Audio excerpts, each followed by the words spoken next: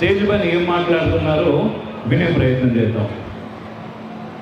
వింటూనే ఉన్నాం కదా, వింటూనే ఉన్నాం కదా, వినే ప్రయత్నం చాలా గట్టిగా చేయాలి. పెద్దయి జాబులు చేసి లక్షలు కోట్లు సంపాదిస్తే ఇక్కడ ఉండే ఏ ఒక్కరికి ఒక్క రూపాయలు ఇవ్వరు. అయినప్పటికీ వాళ్ళకి ఎన్ని పనులు ఉన్నప్పటికీ వదిలేసుకొని ఈ స్టేజ్ పైకి వచ్చి మీ పిల్లల గురించి మీ గురించి ఇంతసేపు మాట్లాడుతున్నారు అంటే కారణం ఎవరి కోసం? ఎవరి కోసం అమ్మా? మన కోసం. కాబట్టి ఇప్పటి వరకు ఒక్కొక్కరు చాలా అద్భుతమైనటువంటి మాటలు మాట్లాడారు. కానీ నాకు చప్పట్లు వినిపించలేదు, నిజంగా వినిపించలేదు. ఒకసారి అందరికీ గట్టిగా చప్పట్లు కొడదాం. చాలా గట్టిగా కొట్టచ్చు. ఎందుకంటే మన పిల్లలు బాగుపడితే ఈరోజు మనం చూస్తున్నాం, మన పక్కింటి వాడే సంతోషించడు. అరే వాడికి ఎందురా ఎక్కువ మార్కులు వచ్చినాయి, నీకేంద్రా ఎట్లా వచ్చినాయి, అరే వాడేంద్రా అట్లా వీడేంద్రా ఇట్లా అని కంపేర్ చేసుకుంటారు. మన ఇంట్లో మనమే కంపేర్ చేసుకుంటున్నాం. అట్లాంటిది మన పిల్లలతో ఎటువంటి సంబంధం లేకుండా వాళ్ళు వృద్ధిలోకి రావాలి అని చెప్పేసి మనస్ఫూర్తిగా కోరుకుంటూ ఇంత సమయాన్ని వెచ్చిస్తున్నందుకు వాళ్ళకి మనం అందరం రుణపడి ఉండాలి. మరొకసారి గట్టిగా చప్పట్లు కొట్టాలి. ఇంకొక విషయం, ఇంతమంది కలుస్తున్నాం కాబట్టి మీ అందరి నోట ఒక మాట వింటే నాకు చాలా సంతోషంగా ఉంటుంది. ఆ మాట విన్న తర్వాత నేను ఒక 4 మాటలు మాట్లాడి బయటకు వెళ్తాను ఇక్కడ నుంచి. భారత్ మాతా కీ. పిల్లలు క్లాస్ రూమ్లో నుంచి చేయంటే నాకు వినిపిస్తుంది, తల్లిదండ్రులు కళ్ళ ముందు చేయంటే ఇక్కడి నుంచి ఇక్కడికి వినిపించట్లేదు. శక్తి మొత్తం వాళ్ళకి దారి వస్తున్న మా దగ్గర ఏమున్నారంట్రా? అవునా? ఒకసారి కొట్టండి గట్టిగా. భారత్ మాతా కీ. అది ఎందుకంటే పిల్లలకి ఎంత శక్తి ఇస్తే అంత శక్తి మనకు పెరుగుతూనే ఉంటుంది కదా. పెరిగింది. ఎందుకు భారత్ మాతాకి జై కొట్టాలి అనే ప్రశ్న కూడా వస్తుంది చాలా మందికి. ఎందుకు కొట్టాలన్నా ఒక చిన్న నా ఎక్స్పీరియన్స్, నిజంగా నేను చూశాను, చాలా మంది చూశారు, అటువంటివి ఇప్పటికీ జరుగుతూనే ఉన్నాయి. ఒక మాట చెప్తా ఎందుకు కొట్టాలి అని. అయితే కొన్ని సంవత్సరాల క్రితం ఒక భార్య భర్త ఇద్దరు ఉండేనంట. వింటున్నారా? చెప్పురా. ఓకే, చేయలేదు చెప్తున్నారు వింటున్నామని. మీరు వింటున్నారని నేను విశ్వసించి మాట్లాడుతున్నా ఇక్కడ. అయితే భార్య భర్తలు ఇద్దరు ఉండే. ఆ భార్య భర్తలు ఏంటంటే ఒక కొండ మీద పెళ్ళై ఒక సంవత్సరం అయింది. ఇద్దరు ఏముంటున్నారు. భార్య ప్రెగ్నెంట్, 9వ నెల కడుపుతో ఉన్నది. భర్త ఎట్లుంటుంది, ఇద్దరే ఉన్నప్పుడు ఏంటంటే ఇక భార్య పనులన్నీ భర్తనే చేస్తుంటాడు. మొదటి ప్రెగ్నెన్సీ కాబట్టి చాలా సుకుమారంగా చూసుకుంటా ఉంటారు. కూర్చోవాలి, నిలబడొద్దు, బట్టలు ఏమైనా కావాలంటే నేను తీసుకొస్తా, అన్నం నేనే వంటా, నేనే పెడతా, అట్లా ఆయన ప్యాంపరింగ్ చేస్తూ ఉన్నాడు. ఆమె బాగున్నది. ఆమె కూడా ఇక దగ్గరకు వస్తున్నాయి, ఎప్పుడు నొప్పులు ఎప్పుడు వస్తాయో తెలియదు, అటువంటి పరిస్థితులు ఉన్నారు. అయితే ఇద్దరు కూర్చున్నారు, మాట్లాడుకుంటున్నారు. నేను బావా నువ్వు ఉద్యోగానికి పోకుండా ఇక్కడనే ఉన్నాడు ఎందుకు అని చెప్పేసి ఆమె అడుగుతా ఉన్నారు. అడిగితే లేదు నాకు లోపల నుంచి చిన్నోడు వస్తాడో లేకపోతే చిన్న తల్లి వస్తుందో తెలియదు, వాళ్ళ కోసం నేను ఉండాలి ఇక్కడ, నేను జాగ్రత్తగా చూసుకోవాలి అని. సరే, అంత లోపల వాళ్ళకి ఏమైందంటే ఒక టెలిగ్రామ్ వచ్చింది. ఆ టెలిగ్రామ్ చూసి ఆ భర్త షాక్ అయింది. ఆ భర్త కళ్ళకి వెళ్ళి తెలియకుండానే నీళ్ళు వస్తున్నాయి. ఎందుకు వస్తున్నాయో అర్థమైతే లేదు. భార్యకు భయం అవుతున్నది. బాబా ఏమైంది, ఎందుకు ఏడుస్తున్నావు అని అడుగుతున్నాడు. ఆయన ఏం చెప్పలేకపోతున్నాడు. ఆ టెలిగ్రామ్ ఏంటనే తీసుకొని చూసింది. ఏం లేదు, బార్డర్లా వారు మొదలైంది, యుద్ధం మొదలవబోతున్నది, నువ్వు అర్జెంటుగా వచ్చి జాబ్లో జాయిన్ కావాలి అని టెలిగ్రామ్ వచ్చింది. ఆయనకేం అర్థమవుతుంది. అప్పటిదాకా ఏమన్నాడు, నీకు కానిపోయేదాకా నేను ఇక్కడనే ఉంటా, నీతోటే ఉంటా, అన్ని నేనే చూసుకుంటా, నీకు అన్ని నేనే చేస్తా అన్నాడు. వెంటనే అక్కడి నుంచి బార్డర్కి రమ్మని చెప్పేసి అలా అన్నాడు. మరి ఇప్పుడు పోవాలన్నా వద్దాం? మనం ఏం చేస్తాం, మన ఇంట్లో ఒకవేళ అట్లాంటి సిచ్యువేషన్ ఉంటే పొమ్మంటామో వద్దంటామో. పక్కింట్లో ఏమైనా గొడవ అయితేనే మనం వద్దంటాం. రోడ్ మీద ఎవరైనా వస్తేనే నీకెందుకు నువ్వు లోపల కూర్చో అని అంటాం. కానీ ఆ తల్లి అట్లా అనలేదు. ఏమన్నది, తల్లి భారత సేవ చేసి నువ్వురా, పోయిరా బావా పోయిరా. ఒంటి గుంటానని బాధపడమాకయ్యా, ఒంటి గుంటానని బాధపడమాకయ్యా, సంతోడు లోపల గడబడ చేస్తాడు. ఒంటి గుంటానని బాధపడమాకయ్యా, సంతోడు లోపల గడబడ చేస్తాడు.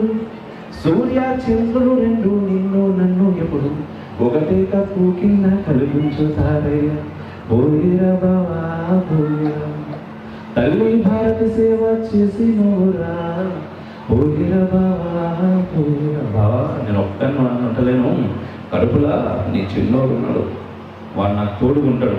నువ్వు ఎక్కడికో దూరం పోతలేవయ్యా, నీకు నాకు పైన ఒకటే కప్పున్నది. అయితే సూర్యుడు ఉంటాడు, లేకపోతే చంద్రుడు ఉంటాడు, కానీ నీ అవసరం నాకంటే ఈ తల్లికి ఉన్నది, నువ్వు పో అనగానే ఆయన బాధపడుతుంటే పోయిండు. పోయిన తర్వాత ఇక్కడ నొప్పులు మొదలైన బిడ్డ కొడుకు పుట్టిండు. ఇంకా అప్పుడు ఫోన్లు లేకుండే, ఇప్పటికీ ఇటువంటివి జరుగుతూనే ఉన్నాయి. అప్పుడు ఫోన్లు లేకుండే. ఫైనల్గా ఒకరోజు మిలిటరీ నుంచి రిటర్న్ వ్యాన్ వస్తూ ఉన్నది. తల్లి ఇక్కడ సంతోషపడుతుంది, కొడుకును తండ్రికి చూపించాలని.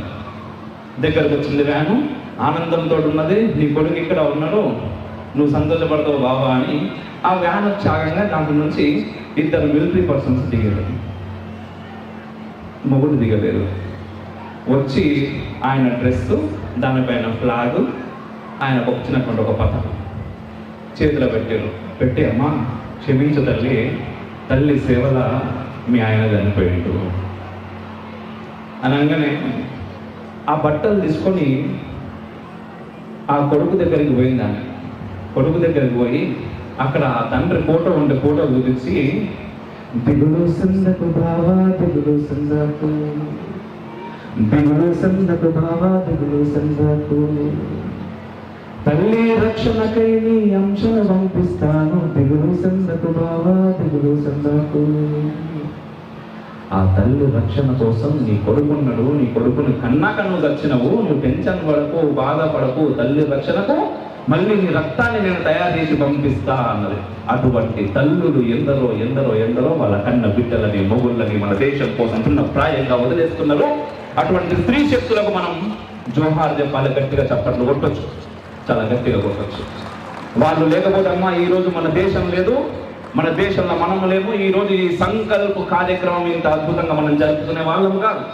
ఎక్కడి నుంచి ఏ బాంబు పడుతుందో, ఎక్కడి నుంచి ఎవరొచ్చి మనం చంపుతారో అనుకుంటే ఇంత ప్రశాంతంగా ఇక్కడ కూర్చుంటామా? మనం ఇంత ప్రశాంతంగా మనం ఇక్కడ కూర్చోగలుగుతామా? కూర్చోలేము. అది మన మిలిటరీ వాళ్ళు కావచ్చు, మిలిటరీ వాళ్ళకు మించి వాళ్ళ కుటుంబాలు, వాళ్ళు చేస్తున్నటువంటి త్యాగాలు, అంతకు మించి ఏం కావాలి? వాళ్ళకు మనం సెల్యూట్ చేయడానికి, వాళ్ళకి మనం చప్పట్లు కొట్టడానికి. అటువంటి వాళ్ళు ఎందరో ఉన్నారు. నిజంగా వాళ్ళందరినీ మనం ఖచ్చితంగా స్మరించుకోవాలి. మరి ఇక్కడ ఇంకొక డౌట్ వస్తుంది, భారత్ మాతాకి కొంతమంది నోటి నుంచి వచ్చింది అడగకుండానే. మళ్ళీ ఒకసారి భారత్ మాతాకి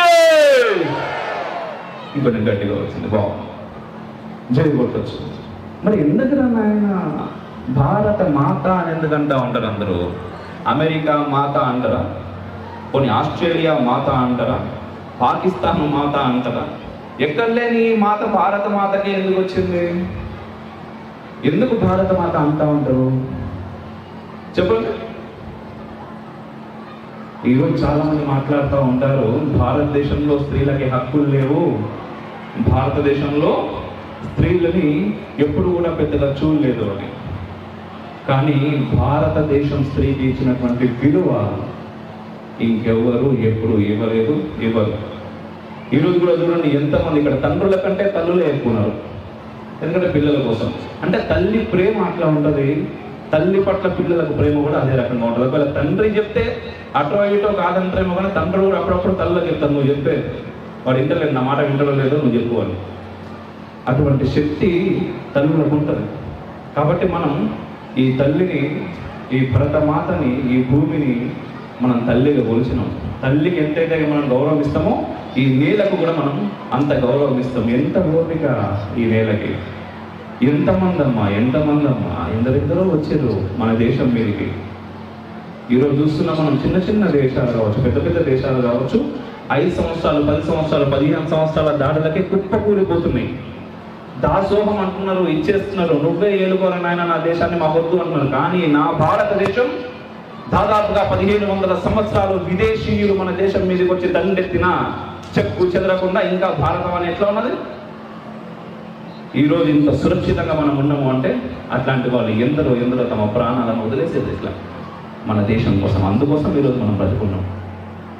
చాలా మంది అంటా ఉంటారు, ఈ దేశానికి సంస్కారం లేదు, ఈ దేశానికి సంస్కృతి లేదు, ఈ దేశానికి మేమే సంస్కారం నేర్పించినాం. వీళ్ళకి బట్టలు కట్టుకుంటారు కూడా తెలియదు. వీళ్ళకి బట్టలు కట్టుకుంటూ మేమే నేర్పించినాం. ఎవరు నేర్పించిండు మనకు బట్టలు కట్టుకుంటాం?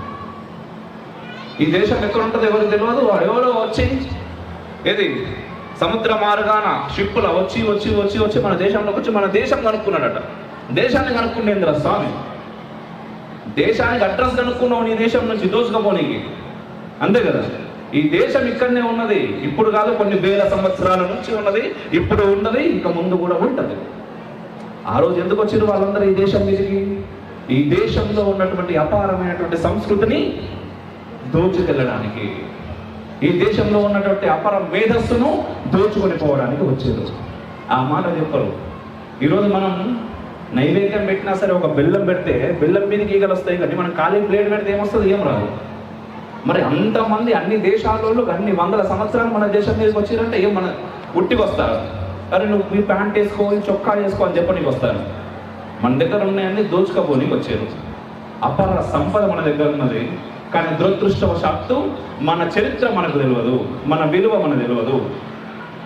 ఈరోజు నిజంగా సార్ మీకు ప్రత్యేక ధన్యవాదాలు. నాకు చాలా ఆనందంగా అనిపించింది. ఇక్కడ రాగానే ఒక్కొక్క క్లాస్ రూమ్ పేర్లు చూసి విశ్వామిత్ర నిలయం, అబ్దుల్ కలాం నిలయం, సర్వేపల్లి రాధాకృష్ణన్ నిలయం, రామానుజన్ నిలయం. ఏంటి ఎవరు వీళ్ళంతా? మన చరిత్ర ఏంటిది? మన పిల్లలకు అది తెలియాలి.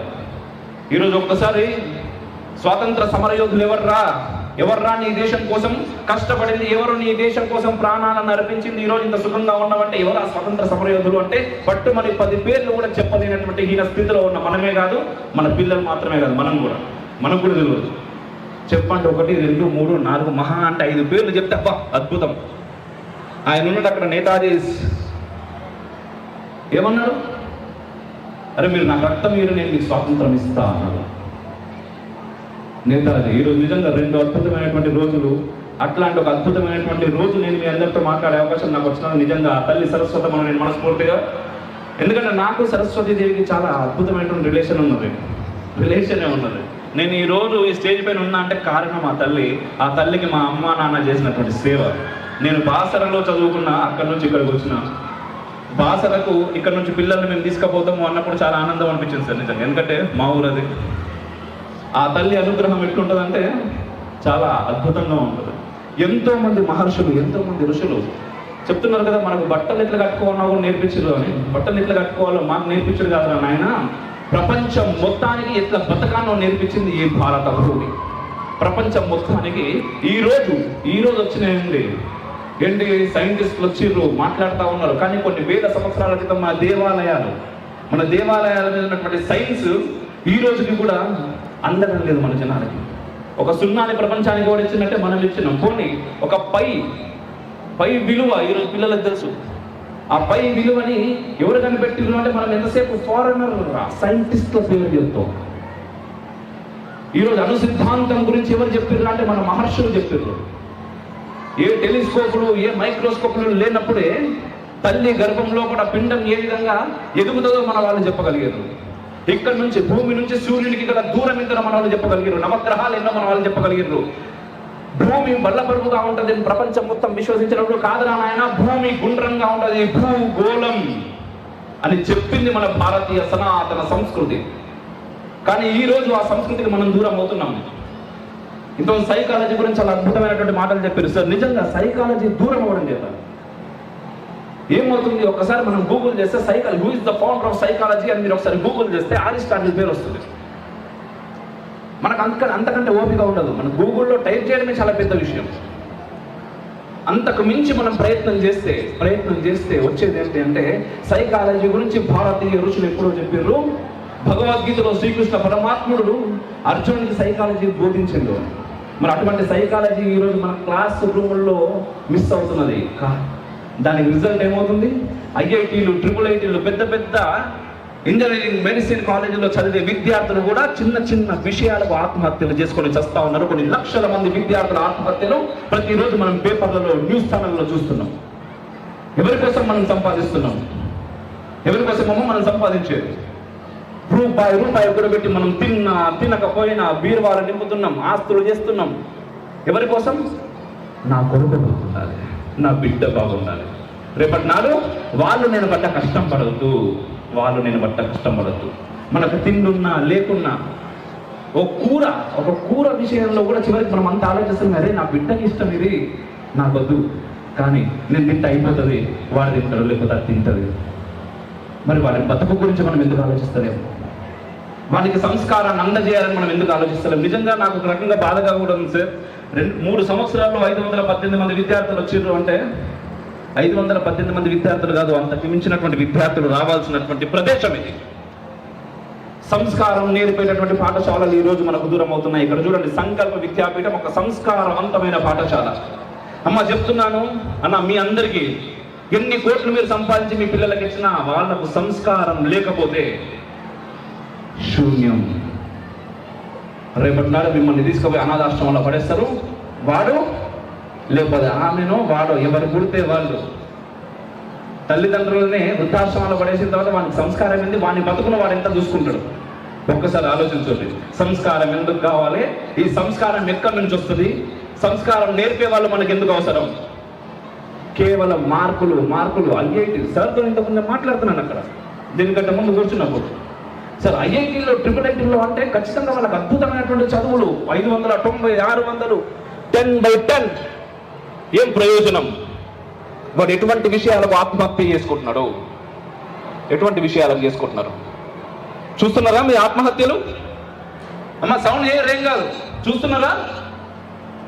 ఎక్కడన్నా కనబడుతున్నాయా? కనబడుతున్నాయి. దాంట్లో మన పిల్లలు ఉండొద్దు అని అనుక్షణం అనుకుంటున్నాం. వాళ్ళకి ఏం కావాలి? ధైర్యాన్ని నూరబోయాలి.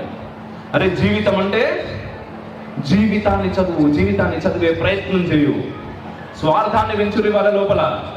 స్వార్థం అంటే ఎంతసేపు నేను కాదు, ఆ స్వార్థాన్ని పెంచే ప్రయత్నం చేయాలి. నా దగ్గర నుంచి మనం అనేదాకా, నేను నా ఇల్లు దగ్గర నుంచి ఈ సమాజమే నా కుటుంబం అనేదాకా వాళ్ళ లోపల స్వార్థాన్ని నూరబోసే ప్రయత్నం చేయరు, పెంచుర్రి.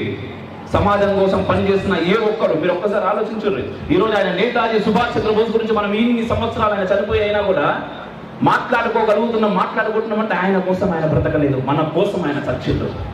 అటువంటి మహనీయులు ఎంతో మంది ఉన్నారు.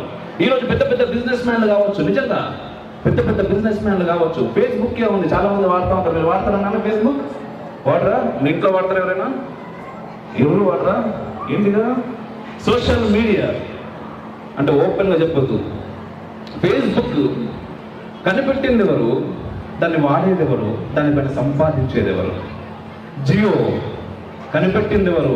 వాడుతున్నది ఎవరు? దాని మీద సంపాదించింది ఎవరు? సో ఒక ఎంటర్‌ప్రెన్యూర్ కావాలి. సమాజం గురించి ఆలోచిస్తే ఏమవుతుందంటే, సమాజానికి మనం ఏమన్నా ఇవ్వాలి అనిపిస్తుంది. సమాజానికి ఏది ఇచ్చినా మనం ఆటోమేటిక్గా ఎదుగుతాం. ఆ రకంగా మీ పిల్లల్ని తయారు చేసే ప్రయత్నం చేయాలి. ఎంతసేపు చదివించి ఎవరినో ఒకరి కింద ఉద్యోగం చేయడం మాత్రమే టార్గెట్గా పెట్టుకోకూడదు దయచేసి. ఉద్యోగం ఖచ్చితంగా అవసరమే, కానీ అది మాత్రమే టార్గెట్ కాదు. చదువు ఖచ్చితంగా అవసరమే, మార్కులు ఖచ్చితంగా అవసరమే, కానీ అది మాత్రమే జీవితం కాదు. అంతకు మించిన జీవితం ఖచ్చితంగా ఉన్నది. అండ్ ఈరోజు నిజంగా ఇంకొక అద్భుతమైన విషయం ఏంటంటే, ఇక్కడ దీంట్లో రాశారు, మనిషి నుండి మహర్షి దాకా. ఒక అద్భుతమైనటువంటి ట్యాగ్ లైన్ అండి ఇది. గెలుపుని ఆస్వాదించేవాడు మనిషి అంటే దాని నిర్వచనం కూడా రాశారు, మనకు అర్థం కాదని. గెలుపుని ఆస్వాదించేవాడు మనిషి, ఆ గెలుపుని పెంచి పంచేవాడు మహర్షి. నిజంగా నా కళ్ళ ముందు ఈ స్టేజ్ పైన ఇద్దరు మహర్షులను చూస్తున్నాను. ఒకరు డాక్టర్ టి వీరయ్య గారు. సార్ ఒకసారి గట్టిగా చెప్పట్లమ్మా, చాలా గట్టిగా కొట్టవచ్చు. నిజంగా sir thank you so much అండి, థ్యాంక్ యూ సో మచ్. 72 సంవత్సరాల వయసులో మనం చూస్తున్నాం ఈరోజు మన ఇళ్లలో 60 ఏళ్ళు 50 ఏళ్ళు కానీ రిటైర్మెంట్ అయిపోయింది అంటే మనకు అవసరం ఏముంది? సమాజంతో ఇన్ని సంవత్సరాలు మనం కష్టపడటం, రిటైర్మెంట్ రాగానే డబ్బులు వస్తున్నాయి, మన జీవితం ఏందో మనం చూసుకుందాం అనుకొని బ్రతుకుతున్నటువంటి రోజుల్లో 72 సంవత్సరాల వయసులో ఇంతమంది పిల్లల కోసం ఈ వయస్సులో స్టిల్ నేను టీచ్ చేస్తాను, చెప్తాను అని వారు చెప్తున్నారు. నిజంగా sir thank you so much. వాళ్ళ దగ్గర నుంచి మనం నేర్చుకోవాలి సంస్కారాన్ని. మరొకటి నిజంగా ధనుశెట్టి గారు సార్, వీరు మరొక మహర్షి. రోజు నేను చూస్తున్నాను 2 లక్షలు నెలకి సంపాదన. 2 లక్షలు కాదండి, 50,000 నెలకు సంపాదన ఉన్నా కూడా మనం వదిలేసి ఒక బిజినెస్ చేయడం అంటే మనకు చాలా కష్టం. ఈ రోజుల్లో బిజినెస్ అనేసరికి చాలా భయాలు ఉంటాయి చుట్టుపక్కల, ముఖ్యంగా ఫ్యామిలీ. అరే బిజినెస్ చేస్తే ఏమైతుందో లేదో, మంచిగా జాబ్ చేస్తున్నావు కదా, నెలకు 50,000 వస్తున్నాయి, దీన్ని వదిలేసి ఇప్పుడు బిజినెస్ చేసేది ఎందుకు అని ఆలోచించేటటువంటి రోజులల్లో 2 లక్షల జీతాన్ని వదిలేసి ఇది కాదు మనం చేయాల్సింది, పిల్లలకి సంస్కారవంతమైనటువంటి జీవితాలను అందించాలి అని చెప్పేసి హైదరాబాద్ నుంచి వదిలేసి ఇక్కడ నుంచి పిల్లలందరూ ఎక్కడికో పోతున్నారో ఇక్కడనే ఉండాలి, ఇక్కడనే మనం అందజేద్దాం అని మీ పిల్లల కోసం ఆయన జీవితాన్ని పణంగా పెట్టి ఈరోజు ఇంత అద్భుతమైనటువంటి పాఠశాలను నిర్మించారు. వారికి ఒకసారి గట్టిగా చప్పట్లు మనం కొట్టాలి. చాలా గట్టిగా కొట్టచ్చు. చప్పట్లు కొట్టే విషయంలో మీరు మొహమాట పడవద్దు, ఎందుకంటే వాళ్ళు చేస్తున్నది మన కోసం. నాకు తెలుసు మన లోపల మొహమాటం చాలా ఎక్కువ, సిగ్గు చాలా ఎక్కువ, బిడియం చాలా ఎక్కువ భారతీయులకి. ఎందుకు అంటే ఇది ఒక్క రోజులో వచ్చింది కాదమ్మా, ఒక్క రోజులో వచ్చింది కాదు. కొన్ని వందల ఏళ్ళు మన పైన దాడులు జరిగేసరికి ఏం జరిగిందా అంటే మనం బానిస బ్రతుకుకు అలవాటు పడ్డాం. బానిస బ్రతుకుకి అలవాటు పడి ఎంతసేపు వాడెవడో చేయాలి ముందు, వాడెవడో రావాలి ముందుకు, మనం రాకూడదు అనే భావన మన లోపల నింపేసేది. కానీ కానీ కానీ ఎవడో చేంజ్ చేయలేదు. నిజంగా భారతీయులు అందరూ కూడా వీరులు.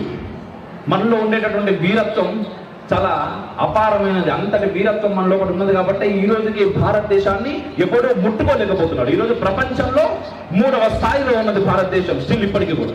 ఎందుకు? మనం వీరులం, మన లోపల క్షాత్ర ధర్మం ఎప్పటికీ ఉన్నది, అది ఎప్పుడు పోదు.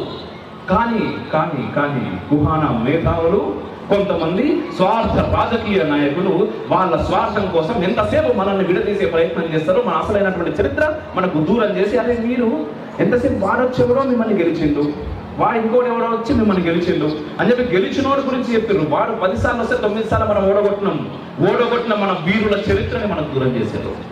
ఒక్కసారి వాడు గెలిస్తే వాడే రాజు అని చెప్పేసి మనకు చూపించారు. అందుకోసం అని చెప్పేసి మన లోపల బానిసత్వ భావజాలం అలవాటు పడ్డది. మన పిల్లలకి అది అలవాటు పడద్దు. వాళ్ళు గొంతులు లేపాలి, మాట్లాడాలి, ప్రశ్నించాలి, అడగాలి. అప్పుడే వాడు ఈ సమాజంలో బ్రతకగలుగుతాడు. వాడు బ్రతకాలంటే మాట్లాడాలి. మాట్లాడకుండా బ్రతకడం ఎంత కష్టమో మనకు తెలుసు. మనకు తెలిసిన తర్వాత కూడా మన పిల్లల్ని మనం అలా బ్రతికించేలా చేయకూడదు అనేది నా యొక్క అభిప్రాయం. ఇవన్నీ కూడా నా అభిప్రాయాలే అండి. ఎవరికైనా తప్పుగా అనిపిస్తే క్షమించండి.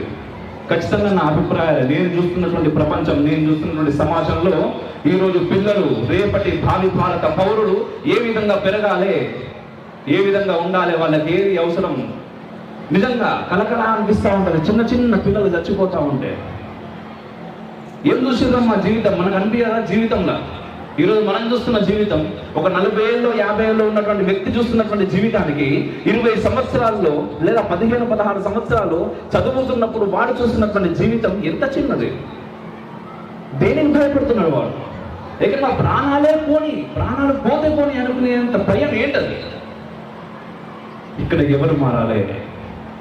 తల్లిదండ్రులు ఆలోచించాలి. ఇంతసేపు వాడు వీడు ఆమె ఈ పక్క ఆమె కాదు. మన పిల్లలేంటి, మన వ్యవస్థ ఏంటి, మనమేంటి, చదువు అంటే అసలు ఏంటి, చదువుకు మించిన సంస్కారం ఏంటి, దీని ద్వారా వాడు ఏం చేయగలుగుతాడు అనేది ఆలోచించి వాళ్ళని పూర్తి స్థాయిలో తీర్చిదిద్దాల్సినటువంటి వ్యక్తులు తల్లిదండ్రులు, ఆ తర్వాత గురువులు. వీళ్ళు ఖచ్చితంగా వాళ్లకు తోచినంత చేసే ప్రయత్నం చేస్తున్నారు. కానీ మిగిలిన సమయం మీ దగ్గరనే ఉంటారు పిల్లలు కాబట్టి వాళ్ళతో మాట్లాడే ప్రయత్నం చేయండి.